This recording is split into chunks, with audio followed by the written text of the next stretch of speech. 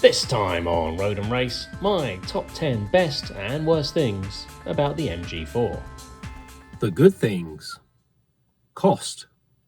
Yes, this car is very cheap. The SE Standard Range Edition starts at just £27,000. The long range models get the bigger battery. Options. You also get a lot of kit as standard, such as adaptive cruise control, heated wing mirrors, and LED headlights. But you'll have to go for the more expensive trophy spec to get things like heated seats, heated steering wheel, and a dimming rear view mirror. Range. So I'm testing this in the English winter. Temperature is about 1 degree Celsius. So this is probably the harshest test for an electric car. Around town, I was getting about 3.7 miles per kilowatt. So that equates to about 230 miles for the long range models and 188 for the standard models.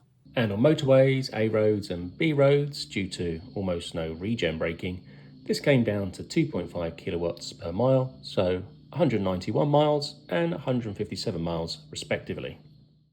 Ports and connectivity. Get a lovely little tray for your mobile phone here, and on the trophy models that will do wireless charging. Get a couple of cables, get a couple of ports down here for your cables, USB-A and USB-C. And you get a nice little hole to route your cabling through, which is just a nice kind of touch, isn't it? They've thought about things.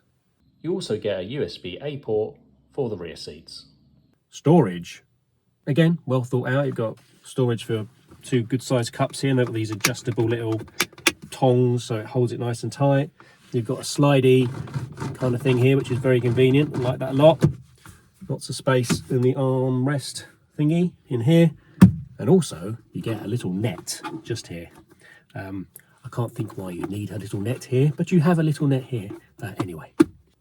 Physical buttons. Such as the trend today, most of your controls are hidden inside the touchscreen, but you do at least get a few physical buttons. Volume up and down, which is very handy. Heating on off.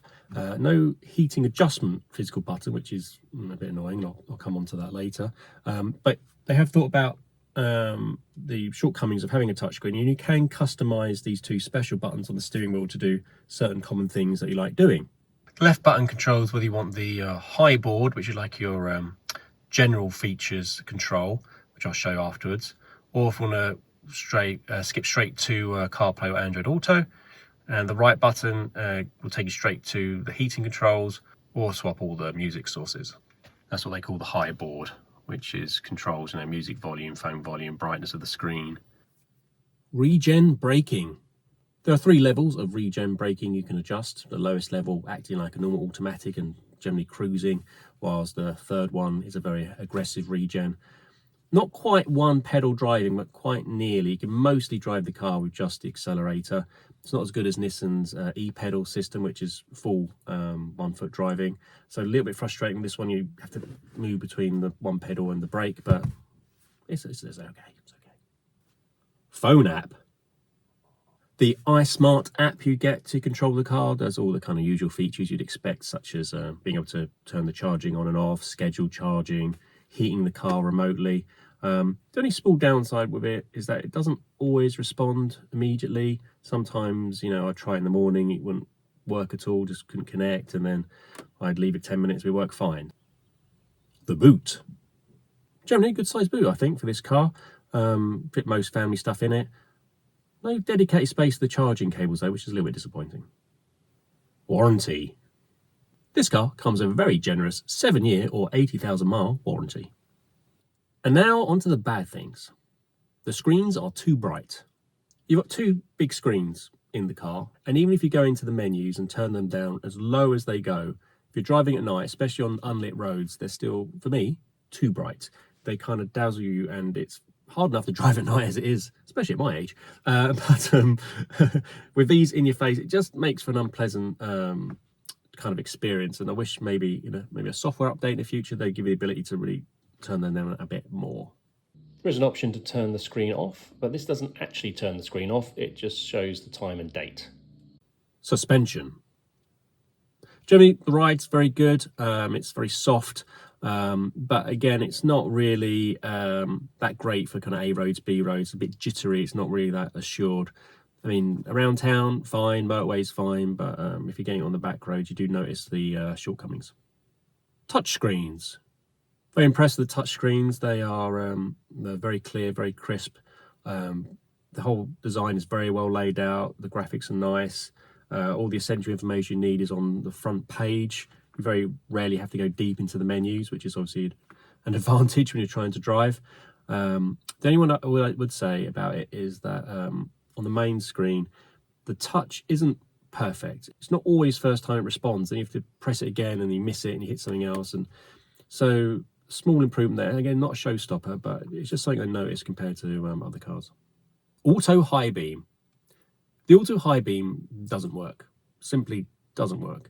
You try and have it on driving on unlit A roads or B roads, and it comes on randomly when you don't need it, and it doesn't turn off when it's supposed to. So I actually dazzled a few drivers when I was frantically trying to turn it off and it wouldn't turn off and things like that. So I've just luckily can turn it off in the system and just do manual high beam, but a bit disappointing that the auto high beam just doesn't work.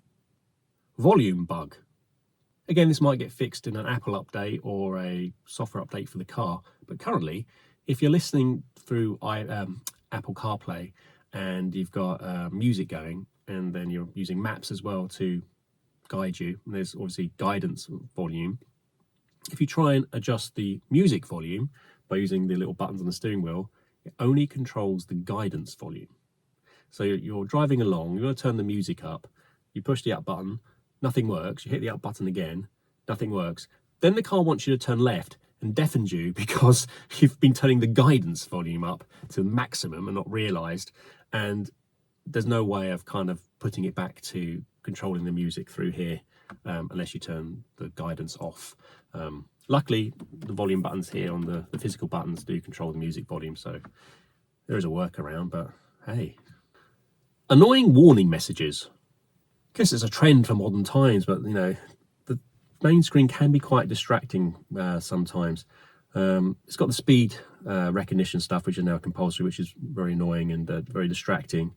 But it will warn you when it's icy. Okay, fair enough, it warns you. Doesn't need to warn you 3 times in about 10 minutes. That's just distracting and annoying. Car sounds. When you first get the car, the indicator noise is very loud. Very, very loud. Annoyingly loud. But luckily you can turn down all the system volume inside the menu, so you just whack it down to low and that sorts that out. Rear belt buckles.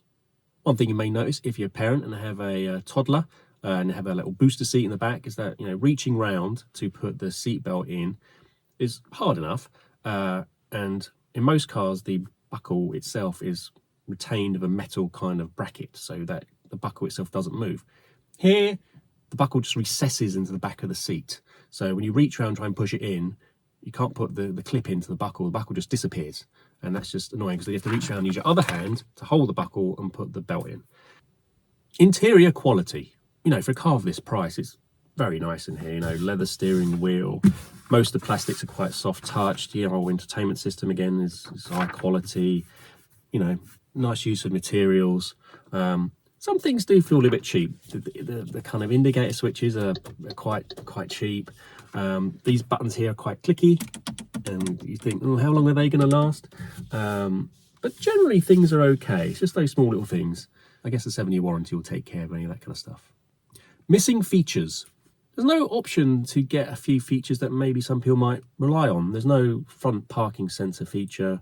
There's no keyless entry.